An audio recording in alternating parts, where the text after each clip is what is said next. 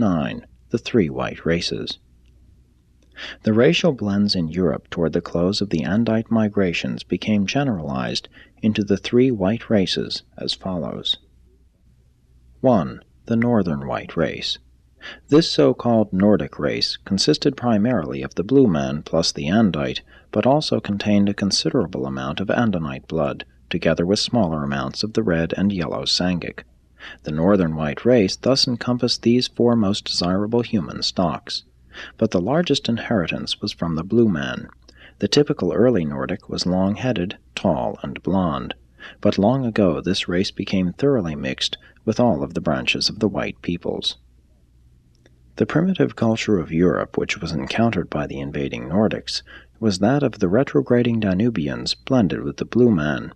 The Nordic Danish and the Danubian Andinite cultures met and mingled on the Rhine, as is witnessed by the existence of two racial groups in Germany today. The Nordics continued the trade in amber from the Baltic coast, building up a great commerce with the broadheads of the Danube Valley via the Brenner Pass. This extended contact with the Danubians led these northerners into mother worship, and for several thousands of years cremation of the dead was almost universal throughout Scandinavia. This explains why remains of the earlier white races, although buried all over Europe, are not to be found, only their ashes in stone and clay urns. These white men also built dwellings, they never lived in caves. And again this explains why there are so few evidences of the white man's early culture, although the preceding Cro-Magnon type is well preserved where it has been securely sealed up in caves and grottos. As it were, one day in northern Europe there is a primitive culture of the retrogressing Danubians and the blue man, and the next that of a suddenly appearing and vastly superior white man. 2. The Central White Race. While this group includes strains of blue, yellow, and Andite, it is predominantly Andinite. These people are broad-headed, swarthy, and stocky. They are driven like a wedge between the Nordic and Mediterranean races, with the broad base resting in Asia and the apex penetrating eastern France. For almost 20,000 years the Andinites had been pushed farther and farther to the north of Central Asia by the Andites. By 3000 BC, increasing aridity was driving these Andinites back into Turkestan. This Andinite push southward continued for over 1,000 years and, splitting around the Caspian and Black Seas, penetrated Europe by way of both the Balkans and the Ukraine. This invasion included the remaining groups of Adamson's descendants and, during the latter half of the invasion period, carried with it considerable numbers of the Iranian Andites, as well as many of the descendants of the Sethite priests. By 2500 BC, the westward thrust of the Andinites reached Europe, and this overrunning of all Mesopotamia, Asia Minor, and the Danube basin by the barbarians of the hills of Turkestan constituted the most serious and lasting of all cultural setbacks up to that time. These invaders definitely Andinized the character of the Central European races, which have ever since remained characteristically alpine. 3. The Southern White Race. This brunette Mediterranean race consisted of a blend of the Andite and the blue man, with a smaller Andinite strain than in the north. This group also absorbed a considerable amount of secondary Sangic blood through the Saharans. In later times, this southern division of the white race was infused by strong Andite elements from the eastern Mediterranean. The Mediterranean coastlands did not, however, become permeated by the Andites until the times of the great nomadic invasions of 2500 BC. Land traffic and trade were nearly suspended during these centuries when the nomads invaded the eastern Mediterranean districts. This interference with land travel brought about the great expansion of sea traffic and trade.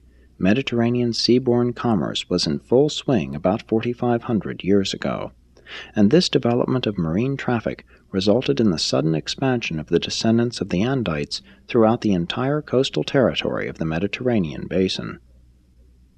These racial mixtures laid the foundations for the Southern European race, the most highly mixed of all. And since these days, this race has undergone still further admixture, notably with the blue-yellow Andite peoples of Arabia. This Mediterranean race is, in fact, so freely admixed with the surrounding peoples as to be virtually indiscernible as a separate type, but in general its members are short, long-headed, and brunette. In the north, the Andites through warfare and marriage obliterated the blue men, but in the south they survived in greater numbers. The Basques and the Berbers represent the survival of two branches of this race, but even these peoples have been thoroughly admixed with the Saharans. This was the picture of race mixture presented in Central Europe about 3000 BC. In spite of the partial Adamic default, the higher types did blend. These were the times of the New Stone Age overlapping the oncoming Bronze Age. In Scandinavia, it was the Bronze Age associated with mother worship. In southern France and Spain, it was the New Stone Age associated with sun worship. This was the time of the building of the circular and roofless sun temples.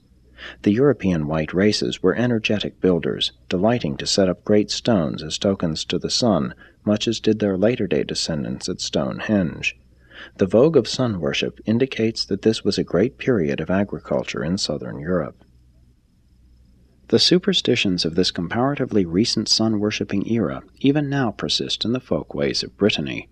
Although Christianized for over 1,500 years, these Bretons still retain charms of the New Stone Age for warding off the evil eye. They still keep thunderstones in the chimney as protection against lightning. The Bretons never mingled with the Scandinavian Nordics. They are survivors of the original Andinite inhabitants of Western Europe, mixed with the Mediterranean stock. But it is a fallacy to presume to classify the white peoples as Nordic, Alpine, and Mediterranean. There has been altogether too much blending to permit such a grouping. At one time there was a fairly well-defined division of the white race into such classes, but widespread intermingling has since occurred, and it is no longer possible to identify these distinctions with any clarity. Even in 3000 BC, the ancient social groups were no more of one race than are the present inhabitants of North America. This European culture for 5,000 years continued to grow and to some extent intermingle, but the barrier of language prevented the full reciprocation of the various Occidental nations. During the past century, this culture has been experiencing its best opportunity for blending in the cosmopolitan population of North America, and the future of that continent will be determined by the quality of the racial factors which are permitted to enter into its present and future populations, as well as by the level of the social culture which is maintained. Presented by an Archangel of Nebadon.